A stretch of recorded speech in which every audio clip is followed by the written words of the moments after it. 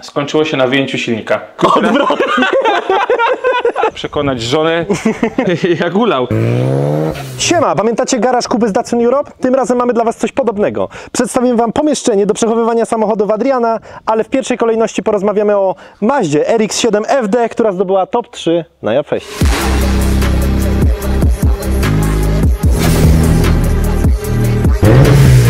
Więc dobra, witamy się z Adrianem, siemanko. Cześć, cześć. No i na starcie mi powiedz, co my tutaj mamy. Samochód. Bardzo ładny samochód. A gdzie wycieraczki w samochodzie? W garażu. Który to jest rok? To jest Mazda RX-7 FD z 1993 roku. Okej, a skąd go masz w ogóle? Z Japonii. Sam ściągałeś? Wiesz co, pomagała mi firma Mega Blast ściągać ten samochód, ale tak sam go znalazłem, aukcję. Kiedyś tam sobie wieczorem przeglądałem aukcję i tak zastanawiałem się, jakie są fajne samochody dostępne. No i zobaczyłem te auto, generalnie rzekło mnie swoim bodykitem, bo już od dawna śledziłem te Mazdy i to jest akurat bodykit Air Magic i on zawsze mi się podobał, tak? No wiadomo, Ale już go kupiłeś w tym body? Tak, go kupiłem z tym body. Wiadomo, że jak Mazda RX-7 to wszystkim kojarzy się Tokyo Drift i Velside. No ja uważam, że tamte body, no jest jakiś ikoniczny, ale mocno zmienia jednak kształt tego samochodu. Te body zawsze mi się podobały, one mega podkreśla jakby te kształty Mazdy. No jak zobaczyłem ten samochód, to już nie było odwrotu. Trzeba było tylko jeszcze pokonać jeden etap, przekonać żonę. Widzę, że pokonywałeś ten etap już chyba nie raz, patrząc po garażu. Można powiedzieć, że jakiś tam mam doświadczenie, jak to robić. Pokonywanie. No to myślę, że mógłbyś tu udzielić wielu osobom rady, jak to zrobić, bo no garaż, myślę, marzenie niejednego petrolheada, bym powiedział, nie? Pewnie tak, na pewno marzenie moje i pierwszą to moją Hondę kupowałem, to nie spodziewałem się, że no uda się dojść do momentu, w którym no będzie kilka tych samochodów i to takich, które na liście moich topowych aut marzeń no to wypełniają. Z jednym wyjątkiem wypełniają sam szczyt listy. To powiedz mi, bo mając tyle samochodów, plus jeszcze daily cary, które tam też widzieliśmy, no to nie da się nimi wszystkimi jeździć naraz. Bo jaki jest powód ich kupna? Czy to bardziej jest pod inwestycje, czy to bardziej spełnianie marzeń, czy to bardziej auta użytkowe i faktycznie nimi jeździsz jakoś na zmianę? Nie no, oczywiście inwestycje, pomnożenie majątku, budowanie portfela swojego inwestycyjnego, wiadomo, że o to chodzi. A teraz popatrz na te samochody i zastanów się, czy jest w tym chociaż rozsądko, nie? Jak kupowałem pierwszy samochód, to nigdy nie myślałem, że to może być jakaś inwestycja i faktycznie w dzisiejszych czasach, przy kolejnych autach to traktowałem, że spełniam te swoje marzenia, ale nie do końca wydaję pieniądze, bo te pieniądze są zamrożone, tak? Tak, tym bardziej patrząc po tych cenach JDM-ów, co się z nimi teraz dzieje, nie? Że raczej idą w górę, niżeli w dół, nie? Problem taki, że jestem w stanie wydawać na nie więcej, niż one zyskują wartości. Czyli dokładać do nich cały czas. Ale i tak jakoś to pomaga, więc no kupowałem sercem, kupowałem z pasji, od zawsze uwielbiam samochody, generalnie samochody, a chyba z tego powodu, że pierwszym autem była Honda Civic, no to ta pasja przerodziła się w samochody japońskie. No i w sumie jak miałem tą Hondę, która gdzieś tam w czeluściach garażu stoi i to były takie moje pierwsze szlify tuningowe, bo generalnie nie jestem mechanikiem, a większość tych rzeczy przy tym samochodach robię sam. No i zaczęło się od tej Hondy, od drobnych rzeczy, tak, dwie rzeczy zepsułem, jedną naprawiłem i... Czyli można powiedzieć, że na tej Hondzie się uczyłeś w sumie. Tak, no i to jest fajne, bo to jakby prosty samochód, prosty silnik i uczyłem, a przede wszystkim to nawet nie chodzi o uczyć się, ale o to, żeby się przełamać, żeby to robić. Jak w ogóle teraz na YouTubie można znaleźć do wszystkiego jakieś tam tutoriale, żeby było jasne, nigdy mi się nie udało zrobić jak do tutorialu, nie? Zawsze wychodzi trudniej. Im to wychodzi łatwiej, nie? Wszystko odkręcają jedną ręką. Tak, film miał 10 minut, a potem jest roboty 5 godzin, nie? Ale generalnie można sobie tam to pooglądać, zobaczyć, no i się nie bać, nie? Nie bać i tak nie bałem się z Hondą i później z kolejnymi samochodami. Czyli z tych wszystkich samochodów tutaj Honda była pierwsza? To jest bardziej skomplikowana historia, ale można powiedzieć, że tak. Pierwszym moim samochodem jest ta Honda, która tutaj stoi. Po Hondzie kupiłem Skyline'a. To taka niezła przesiadka z Hondy na... No tak, bo Honda to jest mały samochód, a Skyline'a kupowałem jak moja żona była w ciąży i potrzebowaliśmy rodzinny samochód. Okej. Czyli to był ten argument wtedy, którym pokonywałeś. Przeglądałem Allegro i wszystkie inne możliwe portale. Jakoś nie wiem, jak wiesz, rodzinny samochód to wpisywałem Skyline no, i się znalazł. I to był mój drugi samochód i mam go już 8 lat. Długą drogę z tym autem przeszedłem, dużo modyfikacji, napraw, remontów. No i to tak troszeczkę naturalnie było, czyli tak, masz Hondę, co sobie myślisz, takie najbardziej JDM-owe możliwe auto, no Skyline, tak? Więc pojawił się Skyline, no i później oczywiście jak Skyline, fajnie, bo to nie jest GTR, tak?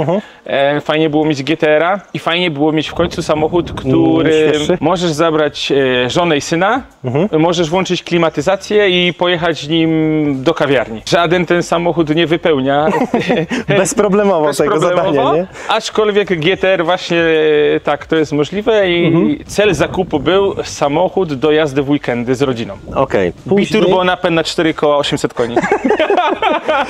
A powiedziałeś, które były pierwsze, a jakie masz jeszcze plany? Czy są jeszcze jakieś plany, czy to już jest, wiesz, kompletna, powiedzmy, kolekcja, bo można to już nazwać kolekcją? No na pewno z takich samochodów JDM-owych to na szczycie mojej listy, jako prawilnego z krwi i kości hondziarza jest Honda NSX. Okej. I chyba nieważne, czy się ma Skyline, Supry, Datsuny, to każdy chyba z takich właścicieli gdzieś tam wysoko na swojej liście ma Honda NSX. Te auto, no jakoś nie wiem, no urzeka tą swoją prostotą, historią i wyglądem.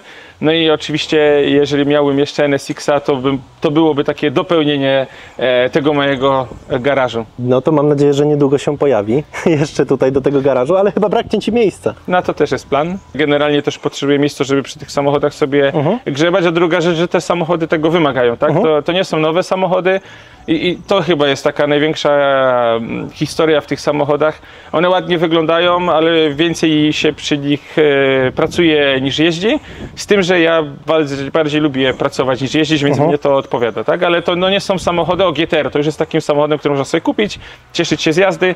Te pozostałe samochody najpierw trzeba cieszyć się z godzin w garażu, a potem z minut zjeżdżenia. No ale to jest bardzo ważna informacja dla każdego, który chciałby taki samochód, że mimo wszystko one fajnie wyglądają na Instagramie, jak jadą i jak się nimi cieszysz, ale za tym jest jeszcze długie backstory, które prowadzi właśnie do tej jazdy, nie? No tak, ja myślę, znaczy to moja jest opinia, mogę się mylić, ale żeby mieć takie stare JDM-y, czy chyba każdy stary samochód, to trochę takiej zajawki do grzebania w garażu trzeba mieć. No albo trzeba przygotować się na jakieś tam wydatki, no ale nawet jeżeli powiedzmy wydatki nie są problemem, to znaleźć mechanika, który będzie chciał się zająć taką Mazdą czy Skyline'em, to raczej trudno. Okej, opowiedziałeś mi, że kupiłeś go w tym pakiecie. Co w skład tego pakietu wchodzi w tej Maździe? No ten pakiet jest mocno rozbudowany, bo pakiet Air Magic, to można powiedzieć, że to praktycznie obejmuje cały samochód. Czyli mamy zderzak, lampy, maskę, błotniki przednie, progi, błotniki tylne. Okej, a w tym zderzaku to jest razem z tym splitterem z przodu i tymi canardsami chyba się nazywają? Tak. To jest cały zestaw Air Magica. Ten zderzak jest dwuczęściowy, jak widać, i ten splitter jest jakby osobno. I no generalnie te pakiety Air Magica, one są nacechowane mocno tak sportowo, wyścigowo. No i ten pakiet generalnie nie tylko wygląda, ale jakby teraz auto podnieść, to on tak też próbuje działać. To znaczy ten splitter, on kończy się tak naprawdę na wysokości grodzi samochodu i cały dół samochodu jest zabudowany. Progi dochodzą też praktycznie do podłużnic i zamykają tą boczną sekcję samochodów. Wydaje mi się, że najmniej takim, powiedział, działającym elementem jest ten tylny zderzak z dyfuzorem, ale jakby troszeczkę go tam zabudować płytą, to też działałoby to dosyć profesjonalnie. Czyli faktycznie to ma aerodynamikę jeszcze poprawia tam. Tak. Już miałem do czynienia z różnymi laminatami i te elementy z Japonii, tej firmy, no, są grube, solidne, naprawdę dobrej jakości, więc oprócz tego, że to wygląda, to naprawdę dosyć dobrze to pasuje i dla tego pakietu, jak już prędzej mówiłem, ten samochód kupiłem, bo uważam, że to jest najlepsze body dla tego. Robotę. I maska też wchodzi w ten skład tego pakietu? Tak, tam są dwa rodzaje masek, które można mieć w tym pakiecie i ona też wchodzi w ten skład. Tu już wspomniałeś, że ona leży w tej chwili. Tak jak rozumiem, nie jeździsz po drodze. Co mamy tutaj za zawias? Do tego auta na początku kupiłem zawieszenie gwintowane i od zawsze to jakby kolejna rzecz, tak jak są top JDM-owe samochody, to top JDM-owe koło, przynajmniej dla mnie Workmeister, zawsze o tym kole klasyczek taki, nie? Taki klasyczek, zawsze o tym kole marzyłem i jak już te auto znalazłem i je zamówiłem, to wiedziałem, że chciałbym tutaj mieć worki. Powiedziałeś, że jest na gwincie, czyli to jest static? To nie jest static. Te auto w zamyśle miało być na gwincie, ale po tym jak te koła założyłem i spasowałem tak, żeby to ładnie wyglądało, no to okazało się, że no nie da rady na tej wysokości jeździć. takiej, w której wygląda to dobrze jeździć. No nie wyobrażałem sobie, żeby auto z takimi kołami i naciągniętymi oponami, no żeby no jeździło z przestrzenią między felgą a błotnikiem, więc to auto było statikiem do zeszłego piątku, czyli w sumie nawet jeszcze do rozpoczęcia. No to świeży temat. Tak, do rozpoczęcia Japrestu i no, szybko, nie szybko budowałem do niego ten układ rajda, każde koło sterowane osobno. Jest ta wyspa już cyfrowa, jeden kompresor Wiair, butla 15 litrów, no i taka schludna zabudowa w bagażniku. Powiedziałeś, że koła Workmeistery. Tak. Jakie to są szerokości?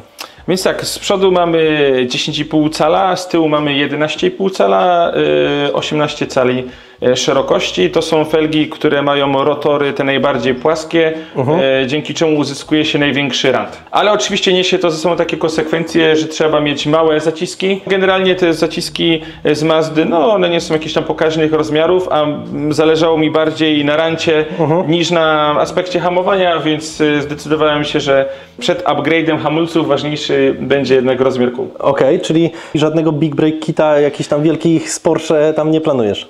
Nie planuję, no bo teraz już mnie zablokowały koła, a ten samochód nie ma przeznaczenia torowego do takiego jeżdżenia na co dzień, to myślę, że nie jest to potrzebne. Gdzieś tam w innych samochodach są większe hamulce, gdzie rzeczywiście te auta mają już jakieś tam takie cechowanie torowe, czy można nimi szybko jeździć. No tutaj nie było potrzeby. Tak, te auto stricte buduję po to, żeby wyglądało. Oczywiście one ma jeździć, ma być sprawne, ale numer jeden dla mnie jest wygląd. Dalej patrząc, lusterka też jest z tego pakietu? Bo nie, lusterka no to są takie dosyć znane i rzadkie Ganadory, oryginalne, sterowane elektrycznie. I szczęśliwie to była druga rzecz, na której mi zależało i na tym samochodzie one już były. Okej, czyli nie musiałeś się męczyć i szukać. Męczyć jak męczyć, no te lusterka no sporo są warte, oprócz ich dostępności, bo ja i tak bym je kupił, bo te lusterka, ten body kit to jest dla mnie top 1, więc i tak bym je kupił, więc no, można powiedzieć, jakie jest zrządzenie losu, że udało się znaleźć taki samochód. I nie było dla mnie ważne, jaki jest jego stan techniczny, bo generalnie cel był taki, że sobie wyremontuję, naprawię i to zrobię, ale szczęśliwie udało się tak, że ten samochód przypłynął i jest naprawdę w dobrym stanie. W ogóle fajne było to, że informacje, które dostałem o tym samochodzie, to, że jest głośny i jeździ szybko, ale tak chyba ma być. Taki był dopisek, że jest bardzo głośny. Ale w sensie, że po japońsku na tej... Nie, bo to auto zostało sprowadzone, jak już je kupiłem, to następnie trafiło do takiej firmy, która to auto przygotowywała do wysyłki i przechowywała je przez jakiś czas. I zostali oni poproszeni o to, żeby, no już to auto jest kupione, ale jest jakaś rękojmia i jeszcze w Japonii mógłbym to auto oddać. I była prośba, żeby oni je dokładnie zweryfikowali, ale się tym samochodem przejechali. No i tam było dużo fajnych takich cennych informacji, ale na końcu była informacja, że bardzo szybko jeździ, jest bardzo głośny i ma bardzo agresywny dyferencjał. Tak, ale tak chyba ma być. Także to mnie przekonało do zakupu. Czyli ty jest świetny zakup. Dokładnie. To jest naprawdę solidna karoseria z fajnym bodykitem, a jeżeli chodzi o silnik, to oprócz tego, że wszystko tam było trochę przyczepione na gumę do rzucia i trytytki, no to sam silnik był ok. Sprawny. Więc te auto, one miało problem z odpalaniem, bo był problem z instalacją elektryczną. I tak to wyglądało, że jak je tutaj dostałem do garażu, naprawiłem instalację elektryczną, odpaliłem, mówi jest super, działa. Odpala, można rozbierać. Tak, także nawet się nim przejechałem i te auto zacząłem rozbierać, bo chciałem parę rzeczy odświeżyć pod maską. Kończyło się na wyjęciu silnika. A czyli już poleciałeś od razu na grubo? Stopniowo to się działo, bo generalnie to już nie pierwszy raz i zawsze taki sam jest tego efekt, to znaczy odkrywająca się elementy spod maski, mówię jeszcze to pomaluję, ale niestety niestety się kolejne pokazują. No tak. No więc w pewnym momencie, jak już odkręciłem wszystko, doszedłem do wniosku, że komorę też by trzeba było pomalować, ale ciężko ją pomalować silnikiem włożonym, więc wyjąłem. No i przy okazji zrobiłem taki prosty serwis tutaj sam, świece, uszczelki, kable zapłonowe. Czyli takie eksploatacyjne wszystkie rzeczy. Tak, na które te silniki Wankla są bardzo czułe i które do do dobrej pracy tego silnika są wymagane. Z pakietu Air Magic jest również tłumik, to jest oryginalny tłumik Air Magica, ale całą sekcję środkową robiłem na nowo ze stali nierdzewnej. Udało mi się już część elementów z środka skompletować, bo to jest taki najsłabszy element tego samochodu. I ja go kupowałem, sobie myślałem, że łatwo sobie z tym poradzę. Jeżeli chodzi o Mazda RX-7, to z niczym nie jest łatwo. Ale że ciężko znaleźć te części? Ciężko znaleźć i szczerze, no, są w bardzo wysokich cenach. To z jaką ceną się spotkałeś? Jakąś taką niedorzeczną, najdroższą za coś? No, na przykład spotkałem się z ceną za słupek B1 na poziomie 2000 zł. Za ten plasticzek na środku? No, na przykład pod sufitkę w stanie takim do naprawy są rzędu od 1000 do 2000 zł, a to jest kawałek taki szmatki, no. Dokładnie. No, rzeczy na przykład Mazdy generalnie są wersje 2- i 4-osobowe i w wersjach 2-osobowych z tyłu są takie fajne pojemniki. To są rzeczy, które się kupić chce w dobrym stanie już powyżej 10 000 zł.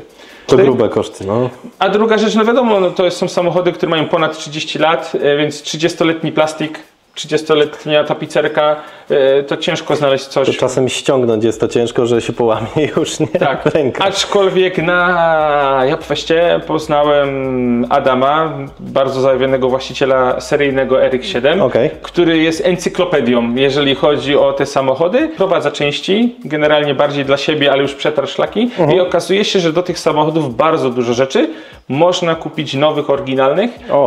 Ponoć one są objęte troszeczkę jak na przykład Skyline R32 GTR, one zostały objęte takim programem jakby odnowy, przebudowy tych samochodów i wznowiono dla wielu elementów produkcję. Produkują je na bieżąco teraz również? Tak, i dla RX-7 FD ponoć też wiele rzeczy można kupić nowych.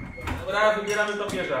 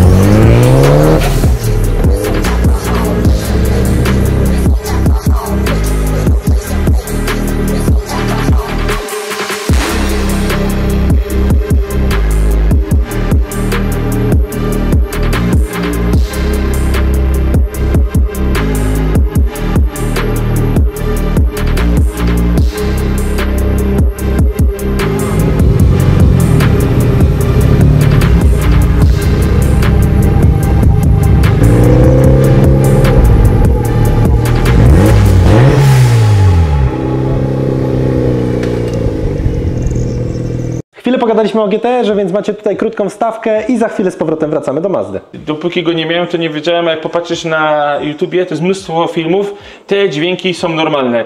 Tych dźwięków się tego... Możesz sobie street noises, OK noises i tego.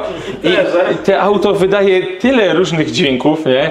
I to naprawdę niekiedy, bo on jest mega, mimo że to już jest nowoczesny samochód, to jest takie mega mechaniczny, nie?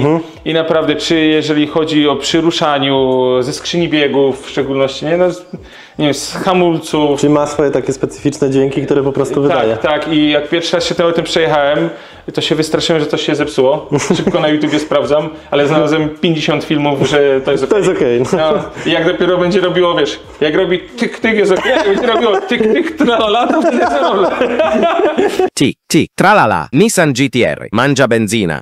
No, także i generalnie z taki anegdot mogę ci powiedzieć, że olej w skrzyni muszę wymienić. I pomyślałem, nie będę tego robił sam, zadzwonię do serwisu, żeby mi ten olej wymienili i zadzwoniłem zapytać, ile to kosztuje. To okazuje się, że tam są 2 albo 3 serwisy w Polsce, które w ogóle jakby mogą GTR-a serwisować. No i dodzwoniłem się chyba do serwisu, albo nie wiem, to był chyba do Krakowa się dodzwoniłem. No i pan mi mówi, że wymiana oleju będzie kosztowała około 24 000 złotych. A ja do niego mówię, pan co, ale ja bym chciał bez wymiany skrzyni, żeby skrzynia moja tylko żeby olej tam w środku. Ale pan nie zrozumiał żartu i mówi, do tego modelu skrzynia bez rabatu 58 000 złotych netto. Więc... Ale wymieniłeś w końcu sam, czy tam... Teraz będę wymieniał, będę sam wymieniał. No, okej. Nie, znalazłem dobrego tutoriala. Myślę, że za taką kasę to też bym się nauczył samemu chyba. Tak, generalnie już wiem, że łatwo ten olej wymienić. Problemem tylko później jest taka procedura, można powiedzieć, nauczenia tej skrzyni po wymianie tego oleju. Tam się trzeba to auto rozgrzać, odpowiednio tam po poszczególnych biegach, po obrotach, że tak powiem, się przemieścić i znowu sprawdzić poziom oleju, dolać tego oleju. Okej, czyli jest taka magia, którą trzeba tam tańce odprawić, żeby działała prawidłowo. Ale chcę to sam zrobić, bo generalnie to auto niby skomplikowane, ale ciągle takie mocno mechaniczne. Więc dobra, wracamy z powrotem do Mazdy i powiedz mi, co to jest za skrzydło? No i teraz skrzydło nie jest z tego pakietu, to jest taki najbardziej popularny model, to akurat jest kopia takiego skrzydła Reamia czy innej takiej firmy tuningowej. No jedynie co ja tutaj zmieniłem, to te stopki, które są tego skrzydła, to wymieniłem na troszeczkę wyższe, bo chciałem, żeby to auto nabrało takiego bardziej agresywnego looku. Czyli miałeś ją po prostu niżej. Była niżej, tak. Była niżej i to bawię się też takie rzeczy, jakieś projekty w AutoCADzie i CNC. Czyli to tak sam sobie projektowałeś? Tak, to sobie sam zaprojektowałem. Generalnie w tym samochodzie jest mnóstwo takich elementów, które sobie sam zaprojektowałem i następnie zleciłem ich wycięcie. Tak. Dyfuzor z tyłu i wydech powiedziałeś, że jest z tego pakietu. Tak, bo to jest cały zderzak, ma zintegrowany ten dyfuzor i no tłumik nie jest z tego pakietu, ale z tej samej firmy, tak? Więc to nie tylko bodykit, ale też jakieś takie pomniejsze elementy wyposażenia samochodu. Ja mam ten tłumik i gałkę z zmienieniem begów też AirMagic. Co ciekawe, firma AirMagic robi też materiały eksploatacyjne, bo jak już mówiliśmy, jak robiłem ten mały remont tego silnika, to na przykład filtr oleju teraz mam w firmie AirMagic. Czyli mogłeś tutaj napakować różnego AirMagica. Tak, zobaczyłem ten filtr, zobaczyłem, że na nim pisze AirMagic. Biorę. Tak. A już to słyszałem, już mi pewna osoba mówiła coś takiego, tylko że akurat z pakietem Redoxa, więc wszystko co miało Redox, no, to dla tych co wiedzą, to wiedzą. Jakbyś mógł mi jeszcze otworzyć proszę bagażnik, żeby pokazać tą wyspę, jak już jesteśmy przy tyle. Jasne. I tu mówiłeś, że to projektowałeś też również sam. Tak. Właśnie, nie widać w ogóle żadnego sterowania. Mamy butlę i kompresor tylko, nie? Tak, więc zaczęło się od jakiegoś tam szablonu na kartonie, a później przerysowane to już było w AutoCADzie i odpowiednio wycięte. No i tak jak mówiliśmy, mamy jeden kompresor, butlę, przewody dorobione już miedziane, tak? Bo cały układ dalej zbudowany jest na przewodach takich tekalenowych, standardowych dla rajda.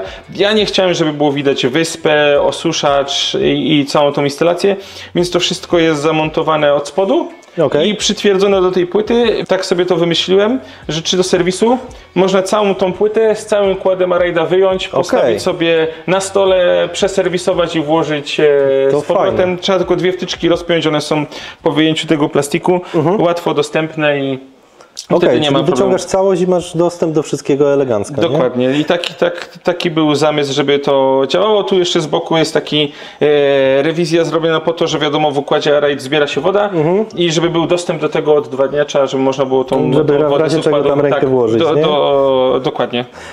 Nie no super, no moim zdaniem to wygląda elegancko, bo tu wiesz, no wiadomo, że często można spotkać w takich autach jakieś rozbudowane układy i tak dalej. Generalnie myślę, że w tym samochodzie już tak dużo dzieje się zewnątrz, że pomyślałem, że ta zabudowa będzie fajna, jak będzie taka schludna, mała. Prosta, nie? Prosta, no to auto nie jest żadnym tam jakimś VIP stylu i tak dalej. Więc... No ale wiesz, no tu jest i tak simple i wiesz, no moim zdaniem bardzo ładnie to wygląda, nie? Bo nie masz żadnych, wiesz, tam kabelków wszędzie poplątanych, Dokładnie, tylko no. masz jedno, drugie, cyk, gotowe, nie?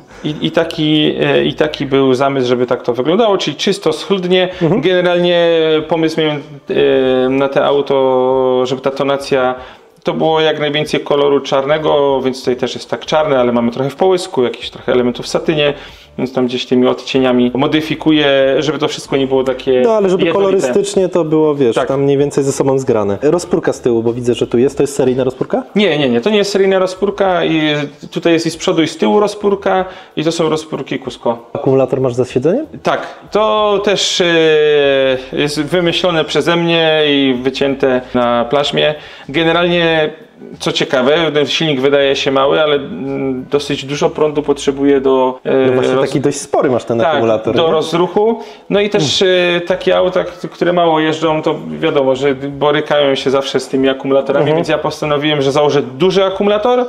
No i z racji tego, że on brzydko by tutaj wyglądał, gdzie jest ta zabudowa, no to sobie pomyślałem, Ukryłeś go za fotelem. że go ukryję za fotelem, dałem go za fotel pasażera, bo sobie myślałem, że jak najczęściej jeżdżę sam, to jak go dam za fotel pasażera, to w jakiś sposób poprawię rozłożenie masy i tam jest dorobiony no całe takie solidne mocowanie, nowe klemy, cała instalacja zresztą robiłem sam, jest totalnie nowa.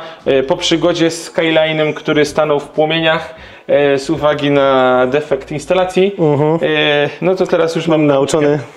że to No trzeba tak. zrobić porządnie. Te kable są 3 razy przewymiarowane, ale lepiej w tą stronę No tak.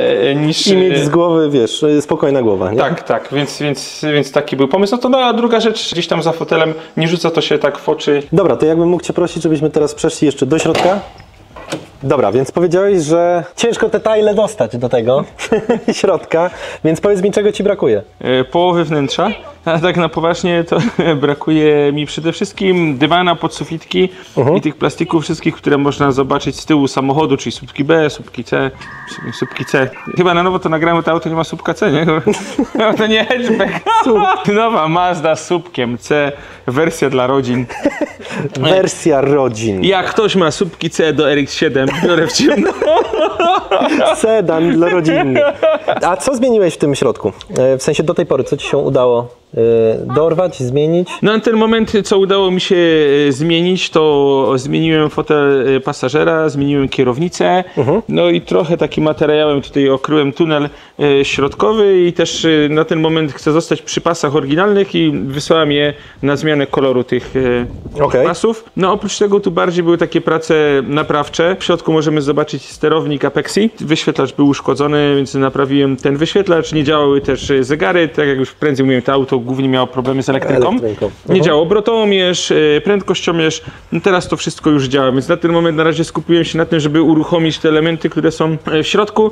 Na drugi etap to będzie kompletowanie tego wnętrza, ale bo trzeba powiedzieć, że to auto to nie jest skończony samochód. Tak naprawdę wyjechałem nim w zeszłym tygodniu pierwszy raz i na ten moment no to jest takie już działające auto, które przypomina samochód, ale do powiedzmy takiego stadium, jak ja bym sobie życzył, że ono było, no to jeszcze daleka droga. Jeszcze trochę brakuje. Jak tak patrzę, to mnie zastanawia ta mata chyba bodajże termiczna. Ona tam jest seryjna? Nie. Ona się tam grzeje jakoś w tym miejscu, że tam bym... Teraz ciężki temat mi zdaje się, wytniecie To wywalimy. Wywalicie to, nie? Nikt nie chce o tym słuchać. Ale ja jestem ciekaw, czemu jest tam taka wielka Nie, ale mata to jest termiczna? zajebisty temat z tomatą, bo tam... Nie, powiem ci, z tomatą jest zajebisty temat. Pomijając to, że fajnie wygląda, taki jest aspekt torowy, ten tunel się grzeje. Problem tylko jest taką, że ta mata, to ona zabezpiecza tym złotym materiałem przed grzaniem. Czyli w tym wypadku... Coś poszło nie tak. Czyli ona teraz zabezpiecza, żeby tunel środkowy nie grzał się od temperatury panującej we wnętrzu. No i fajnie. Ale ładnie wygląda, także słuchaj. Promy kosmiczne to mają, to auto też jest jak prom kosmiczny, więc musi być złota mata. No i kierownicę jeszcze widzę, że chyba masz też jakąś inną. Tak, kierownicę mam rozpinkę firmy Bell i do tego kierownicę Case Racing, mniejszą, no bo generalnie ten samochód, to też jest ciekawy temat, że go kupowałem, nigdy w nim nie siedziałem i się okazuje, że mając no prawie 190 cm wzrostu, właśnie, no. Jak się tam mieścisz? jak ulał.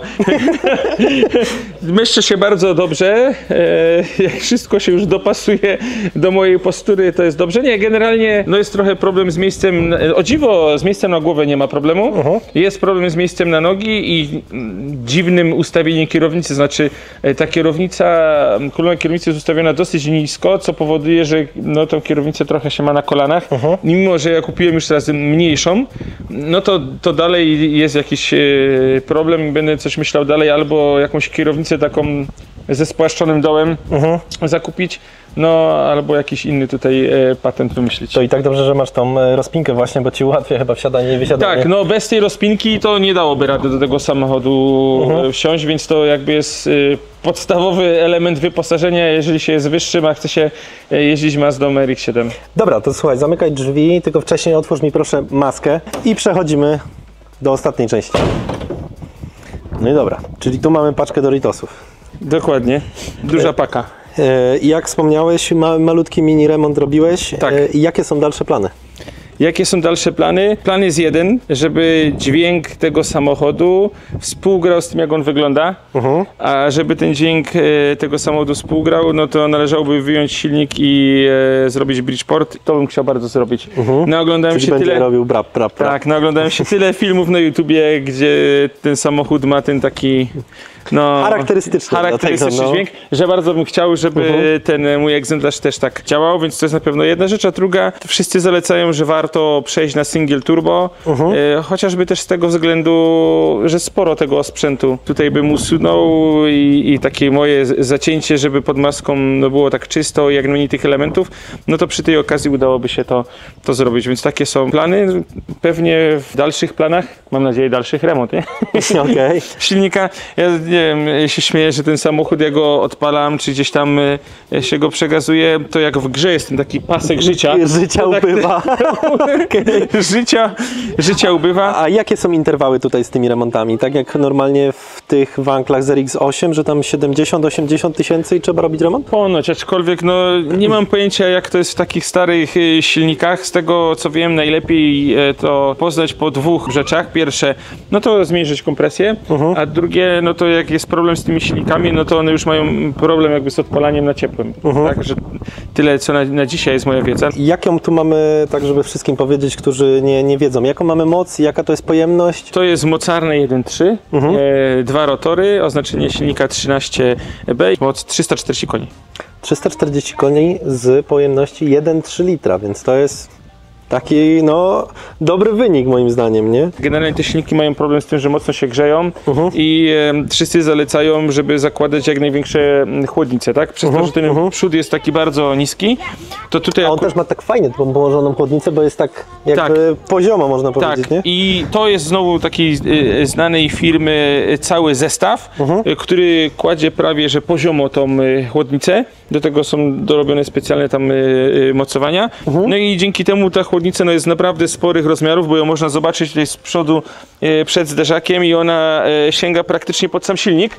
Także mamy bardzo dużą chłodnicę, ten układ, pojemność tego układu jest znacząco zwiększona. No a dzięki temu, że też pozbyłem się akumulatora, jest teraz za fotelem, no to jest tutaj więcej miejsca na ten intercooler i ten intercooler generalnie w tym samochodzie był. Ja troszeczkę zmieniłem jego położenie, tak żeby tutaj lepiej to pasowało pod maską. Tutaj jak jechaliśmy na Cinematiku, jak widzieliście, no to on przepięknie też brzmi i sobie tak, że tak powiem, syczy tam z przodu, spod tej maski.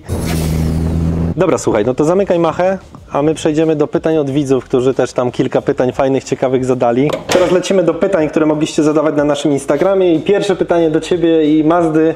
Czy będziesz robił coś jeszcze w RX-7? Czy jest na wanklu? No i oczywiście jest standard pytanie, ile kosztowało? To jest od jednej osoby pytanie.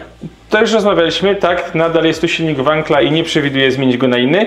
Czy będę coś w tym samochodzie robił? No dla mnie to auto jest może gotowe tak na 50%, więc będę jeszcze dużo rzeczy modyfikował. Ile kosztowała? Uzgodniliśmy poza kamerą, że mogę odpowiedzieć, że ten film będzie oglądała moja żona, a ja skorzystam z prawa do odmowy odpowiedzi. Myślę, że wy też byście z tego skorzystali. Masz ulgę w tym pytaniu. Przechodzimy do kolejnego. Jakie auto ci się najbardziej marzy? Ktoś pyta.